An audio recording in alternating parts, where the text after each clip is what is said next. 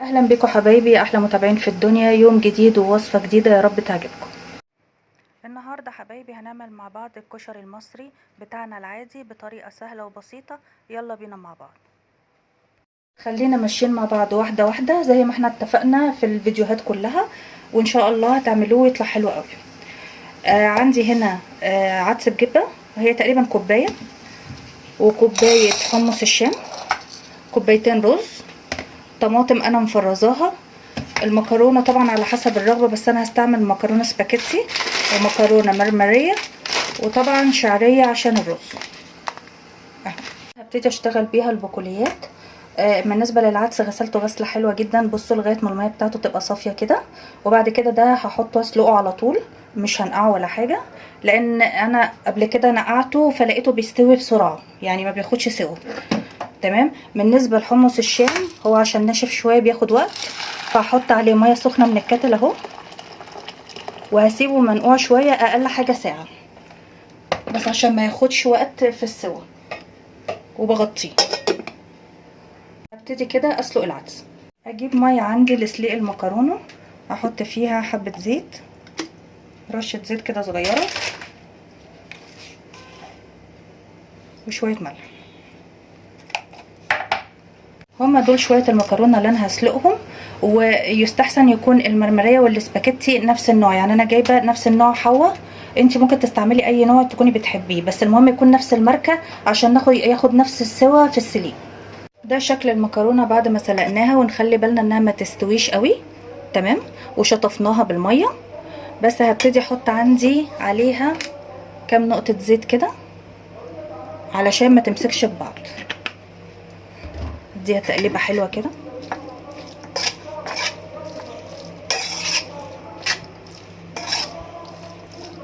عشان بعد كده احطها تاني في الحله بتاعتها وهشيلها، يبقى كده خلاص انا كده خلصت المكرونه. تمام. بالنسبه للعدس، انا عملته نص سوا زي ما انتم شايفين، مش سوا كامل. تمام كده. واديته شطفه سريعه تحت الحنفيه، وبقى باللون ده اهو وبالشكل ده. وما خدش سوا يا جماعه، يعني ما حدش ينقعه.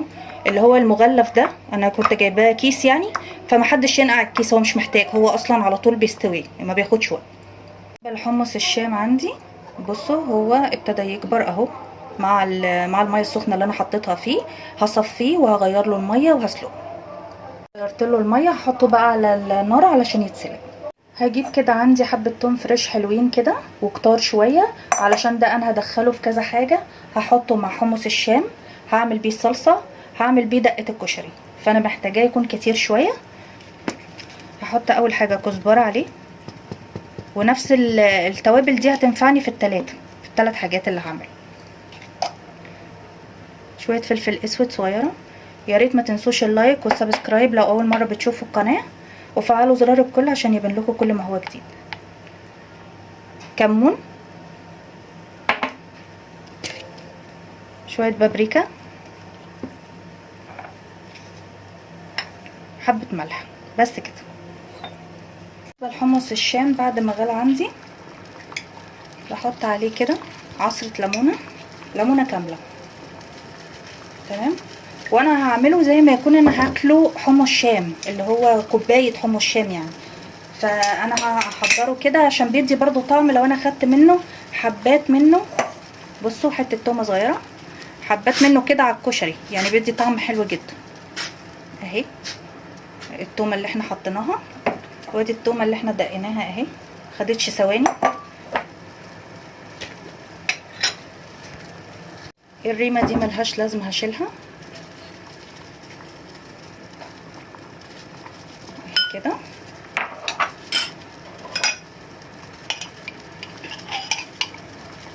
واحط عليها نص معلقه صلصه او يمكن اقل، حته صغيره كده، بس عشان تدي لون اهو لحمص الشام. احط حته كمان اهي، بس كده. طبعا كده اللي عايز كوبايه حمص الشام تبقى تحفه، اللي عايز ياخده على الكشري برده هيبقى متطعم بالتوابل اللي احنا حطيناها، ويبقى طعمه رائع. وفكره النقع طبعا حلوه جدا في حمص الشام، عشان كده مش هياخد وقت مني في السوا. طبعا لو ما تنقعش هياخد وقت جامد جدا. ابتدي بقى اعمل الصلصه. احط شويه زيت. كله احنا شغالين من التوم اللي احنا عملناه. شفتوا بيوفر وقت ازاي. احط التوم،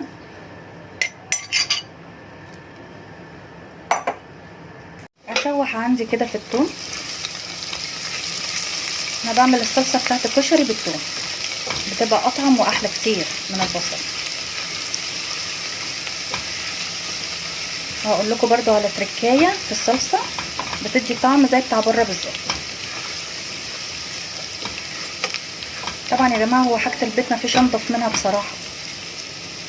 استنيتها كده لما اتشوحت وريحه التوابل بتاعتي اللي انا حطاها في الثوم طلعت. احط لها، بصوا هي دي التركايه بقى، شويه خل، مفيش نص معلقه خل. دي بتدي طعم حلو جدا جدا للصلصه.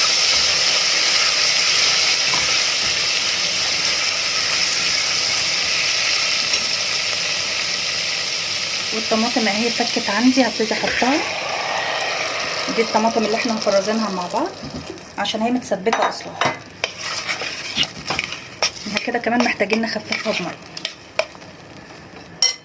بالنسبه للطماطم عندي، هي دي عشان طماطم متفرزه، كنت انا من الاصل حاطه فيها سكر علشان حموضه الطماطم، كنت حاطه رشه كده سكر. فلو انت جايبه الطماطم فريش حطي حبه سكر ما تنسيش. يعني لو هتعمليها في الخلاط وتحطيها على طول لازم حبه سكر شويه عشان بس حموضه الطماطم. هي طبعا كده التسبيكه عندي تخينه، فانا غليت ميه في الكتل واحطها. ميه تكون سخنه يا جماعه، بلاش ميه بارده. وابتدي اخفف بيها الصلصه.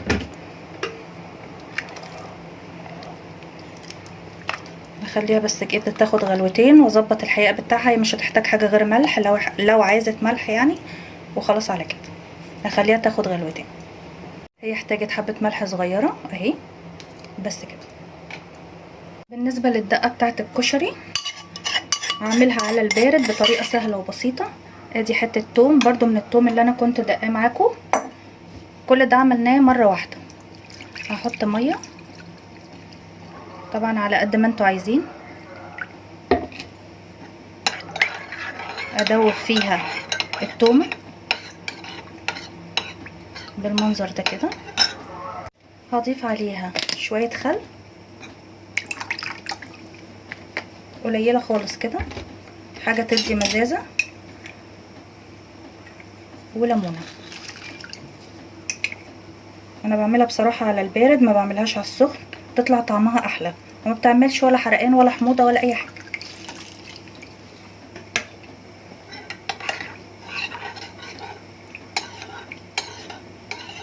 اهو يا جماعه ده لونها، شايفين جميله ازاي، وريحتها كمان حلوه قوي قوي.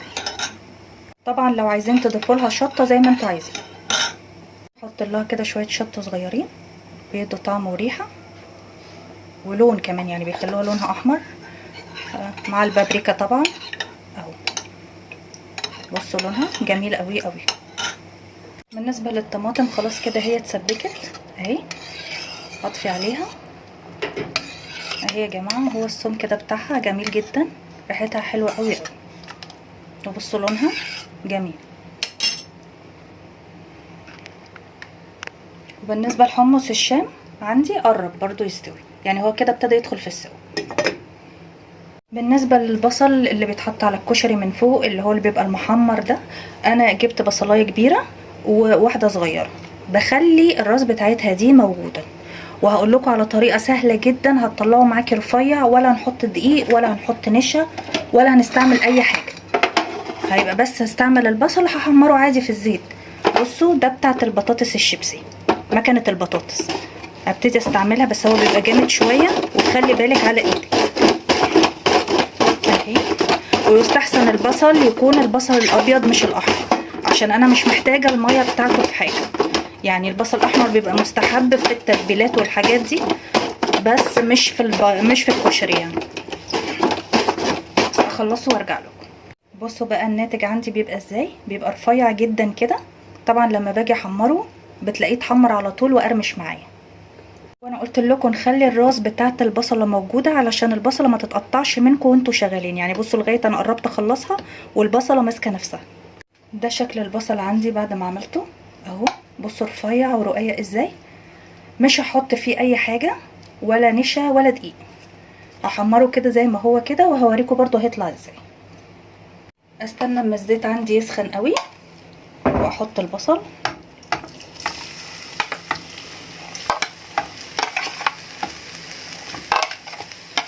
مش بنزل الميه، بنزله هو بس. لو في ميه ما تنزليهاش.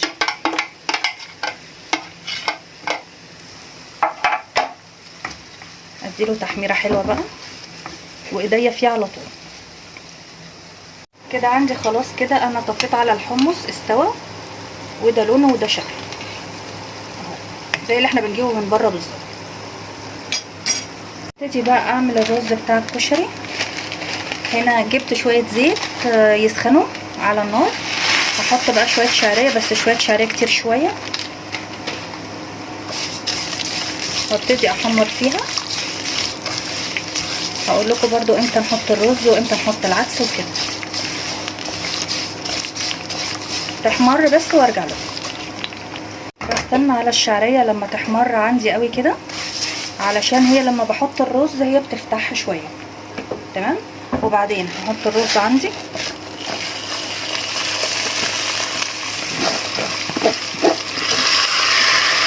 واحمره شويه مع الشعريه لغايه لما ينشف خالص، ما يبقاش فيه ميه، علشان بس يبقى مفلفل معايا ويبقى طعمه حلو. ابتدي احط شويه ملح كده.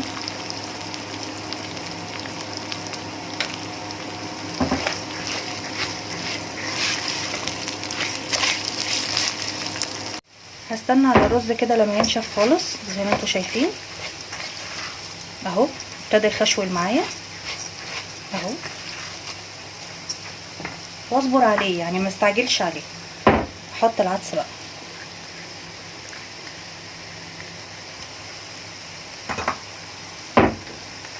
واديله كده تشويحه حلوه. بعد كده ما اديته تشويحه كده مع الرز، ابتدي بقى احط الميه. يبقى كده هو ناشف اهو، مفيهوش اي ميه خالص، عشان يطلع معايا مفلفل والواحده بواحده. اكون محضره ميه من الكتل، احطها كده بس ما زودهاش قوي عشان ما يعجنش مني.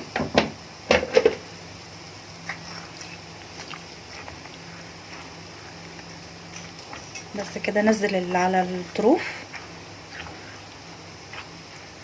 بس كده، واسيبه بقى يستوي على نار هاديه. وده لون البصل عندي اهي، بس طبعا هي لسه طالعه من على النار، فهي كل ما بتقعد كل ما بتنشف.